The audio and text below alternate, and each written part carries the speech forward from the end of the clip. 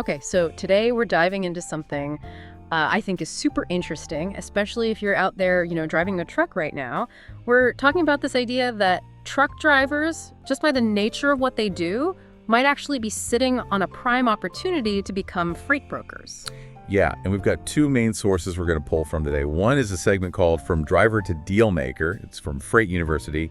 And then we've got this PDF titled The Shocking Truth Truck Drivers Should Know Why to Become a Freight Broker.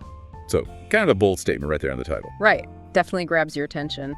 And what we really want to get into today is why are these sources, why are they so convinced that truck drivers have this massive advantage when it comes to getting into freight brokering, an advantage they might not even realize they have? Yeah, and I think both sources really hit on this idea right from the start, that as a driver, you're not just hauling loads, you're potentially, like they say, sitting on $1 million opportunity, holding a, what do they call it, a golden ticket. I mean, how can you not be at least a little intrigued by that, right? Yeah, absolutely. And they start off by posing this really interesting thought.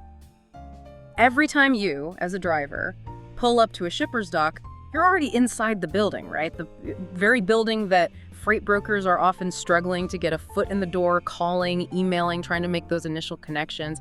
And just by being there, doing your job, you're already building trust, establishing relationships in a way that brokers starting from scratch just can't. It's like you bypass this whole initial barrier that so many brokers have to deal with. Think about it. They're spending hours on the phone, sending out countless emails, trying to connect with shippers who might not even need their services at that moment. And you're right there, face to face, interacting with those shippers on a daily basis. You're not just a voice on the phone, you're a person, someone they see regularly, someone they start to rely on. And it goes beyond just being physically present, right? It's about the information you're gathering, the insights you're getting just by being in that environment. You're hearing firsthand what those shippers need, what their pain points are, what their frustrations are. Exactly. You're getting that direct, unfiltered perspective that a broker making a cold call just can't replicate. You're seeing the entire process from the inside out, which is invaluable knowledge when you start to think about brokering. Both sources really emphasize that handshake at the dock. They see it as more than just a formality. It's like the potential start of a business partnership. You're building rapport, establishing credibility just by showing up and doing your job well. And that trust factor is huge. As a driver, you're entrusted with those goods. You're responsible for getting them where they need to go safely and on time. That builds a level of trust that's hard to earn over the phone or through email exchanges. And think about all the inefficiencies you see as a driver, right? The long loading times, the communication breakdowns, all those little things that can cause delays and headaches for shippers. You're not just hearing about those problems, you're living them. You know exactly what causes those bottlenecks, which puts you in a unique position to offer solutions when you become a broker. You can speak to those pain points from a place of genuine understanding. It's like you have this x-ray vision into the whole system. You know where the kinks are, where things are breaking down. And both sources talk about this idea of flipping the script. They make the argument that a lot of times drivers are the ones doing the hard work, putting in the long hours, but others in the supply chain, like dispatchers and brokers, are the ones reaping a lot of the financial rewards. Yeah, the PDF is pretty direct about that. Yeah. It basically says that drivers are often, making other people rich while they're the ones dealing with the physical demands, the wear and tear on their equipment, all of that. And becoming a broker is presented as this real shift in power. You go from being the employee to being the entrepreneur. You're in control of your lanes, you're setting your own rates, you're building your own business. They call it a paradigm leap, which I think is a really interesting way to put it. Yeah, it's not just a job change, it's a whole different way of operating within the industry. You're not just focused on getting from point A to point B anymore. You're the deal maker. You're the one connecting the dots and making things happen. And it's not just about getting that brokerage license, right? Freight University makes a really good point. A license is not a business. A deal is. Right. The license is just the first step. Yeah. It gives you the legal authority to operate as a broker, but the real success comes from your ability to make deals, to connect shippers with carriers, to negotiate rates, to actually move that freight. So for a driver who's listening to this and thinking, okay, this is intriguing, where do I even start? What's that first practical step? Both sources point to education as that crucial first step. Freight University specifically talks about their online course that's designed for working drivers. It's self-paced, you can do it on your phone, and it's only $99, which seems like a pretty low barrier to entry. And what are some of the key things drivers would learn in a course like that? What are the must-knows to make this transition successfully? Well, they cover a lot of the basics of running a brokerage. How to set up your business legally, how to get the right permits and licenses, all the legal stuff. They also talk a lot about communication, how to effectively communicate with shippers, how to build those relationships, how to understand their needs, and then how to find and communicate with carriers and actually negotiate those rates and secure those loads. And they give some real-world examples too, right? Like Sarah, who transitioned from hauling reefer loads to landing these dedicated food service contracts, and Mark, who used his CB radio connections to build a brokerage with like 12 carriers. Yeah, and those stories are really powerful because they show that this is possible. It's not just a theory, it's something that real drivers have done. Like Sarah found a niche, she focused on refrigerated transport, and that expertise gave her a real edge. And Mark, he already had those relationships with carriers built up, so it's just a matter of leveraging those connections. And the PDF really emphasizes this idea of urgency. They say that drivers might be making a $1 million mistake by not taking advantage of this opportunity now. It's a bit of a dramatic phrase, but the point is, you have these advantages as a driver that you might not have later on. That direct access to shippers, those existing relationships, those are valuable assets. And they illustrate that potential with this idea. What if you could land just one regular contract with a high-volume shipper? That one connection could lead to hundreds, even thousands of loads over time. Right, and that's the beauty of the brokerage model. You're not limited to just hauling one load at a time. You can connect multiple shippers with multiple carriers and really scale up your business. And it's not just about the money, right? Both sources talk about the benefits beyond the paycheck, like having more control over your life, setting your own rates, building something of your own. Yeah, there's a lot of appeal in that entrepreneurial freedom. You're not answering to a dispatcher anymore, you're calling the shots. And there's a certain pride that comes with building your own business, seeing it grow and succeed. Plus, you're gaining this deep understanding of the entire logistics industry.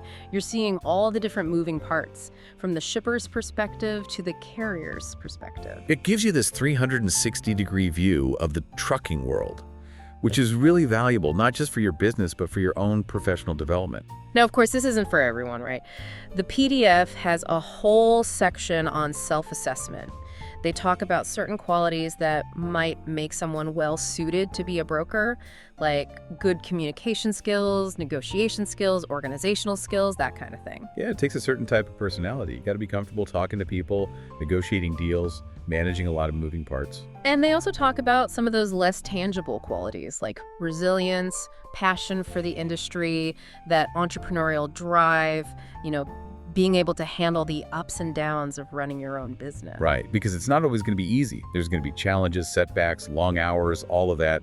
So you got to be prepared to handle those things and stay motivated. So let's say someone's listening to this, they've done some self-reflection, and they think, yeah, this could be a good fit for me. What are some of those key practical steps they need to take, especially when it comes to the legal and regulatory side of things? Well, first and foremost, you got to make sure you're operating legally. You'll need to get your MC number from the FMCSA, that's your federal operating authority, and then you'll need to check your state's specific requirements because those can vary. And there's the surety bond, right? The PDF mentions a $75,000 bond for property brokers, $50,000 for household goods brokers. What exactly is that? Basically, it's a financial guarantee that protects shippers and carriers in case something goes wrong, like if you fail to pay them or something like that. It's a way to make sure everyone's covered. And insurance is another big one, right? They talk about commercial liability insurance, cargo insurance, errors, and omissions insurance. Yeah, those are all crucial to protect you and your business. Liability insurance covers you if your business operations cause damage or injury. Cargo insurance protects the freight you're arranging. And errors and omissions insurance covers you if you make a mistake that costs someone money.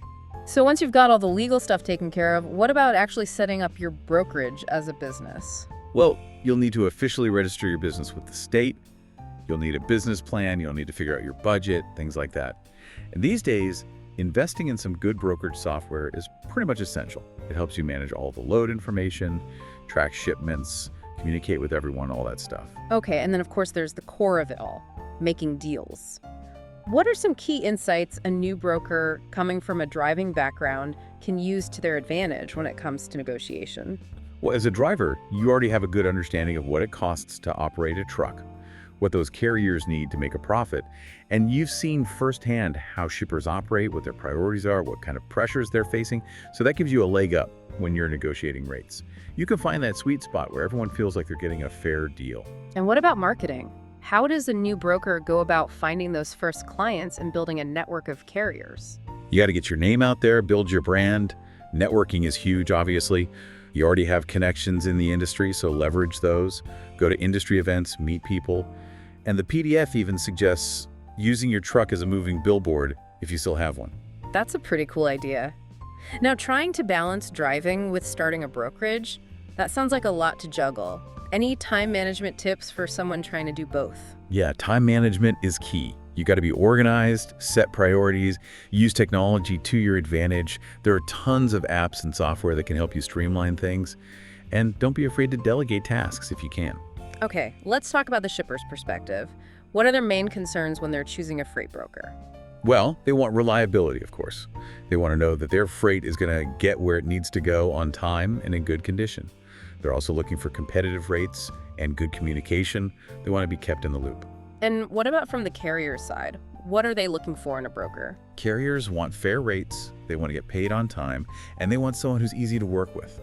They want someone who understands their needs and respects their time. Now, looking ahead, the freight industry is constantly changing.